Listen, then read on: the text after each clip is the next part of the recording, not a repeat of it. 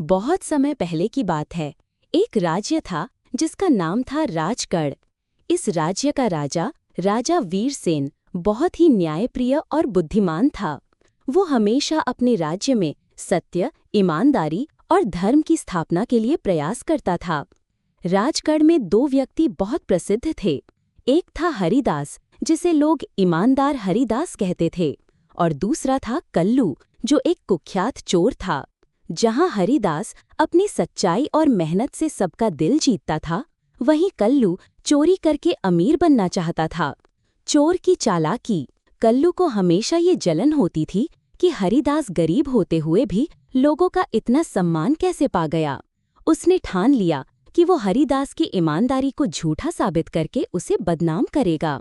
एक रात वो चुपके से हरिदास के घर गया और वहां राजा के महल से चुराया हुआ एक कीमती हार छिपा दिया।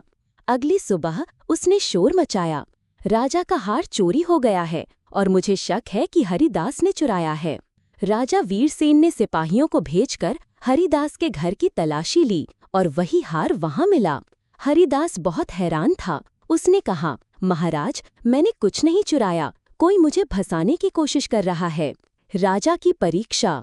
राजा वीरसेन बहुत चतुर था। वो हरिदास को जानता था, लेकिन कानून के अनुसार उसे साक्ष्य के आधार पर फैसला लेना होता।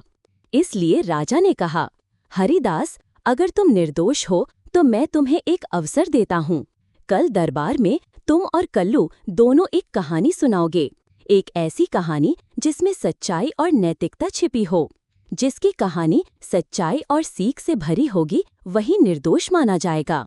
हरिदास और कल्लू ने हाँ में सिर हिलाया। अगले दिन का दरबार। अगले दिन पूरा दरबार खचाखच भरा हुआ था। पहले कल्लू को बुलाया गया। उसने एक लंबी कहानी सुनाई। एक अमीर आदमी गरीबी में गिरा, चोरी की और फिर राजा बन गया। कहानी में दिखाया गया कि कभी कभी झूठ बोलना और चोरी करना जरूरी होता है। लोगों ने ताली तो बजाई, लेकिन चेहरे पर कोई सच्ची प्रेरणा नहीं थी। अब हरिदास की बारी आई। उसने एक सादा पर गूढ़ कहानी सुनाई। एक गरीब किसान था जिसे कभी कोई सम्मान नहीं देता था। वो रोज खेत में मेहनत करता, भूखा रहता, पर कभी झूठ नहीं बोलता। एक दिन राजा अपने भेष में गांव आया और उस किसान से मिला। किसान ने उसे भूखे पेट भी रोटी बांटी, लेकिन झूठ बोलना नहीं सीखा। राजा ने उसकी ईमानदारी देखी और उसे अपने दरबार का सलाहकार बना दिया। वह किसान वही रहा, लेकिन उसकी सच्चाई ने उसकी किस्मत बदल दी। हर कोई मंत्रमुग्ध हो गया। राजा मुस्कुराया। सच सामने आता है। राजा खड़ा हुआ और बोला, कहानी सिर्फ मनोरंजन नहीं, एक आत्मा का आईना होती है। कल्लू की कहानी में चालाकी थी, हरिदास की कहानी में आत्मा थी। मैं हरिदास को निर्दोष घोषित करता हूँ। फिर राजा ने अपने गुप्तचरों से सच्चाई का पता लगवाया और कल्लू को रंगे हाथ पकड़ा गया। उसने घबराकर सब कुछ कबूल कर लिया। अंतिम न्याय।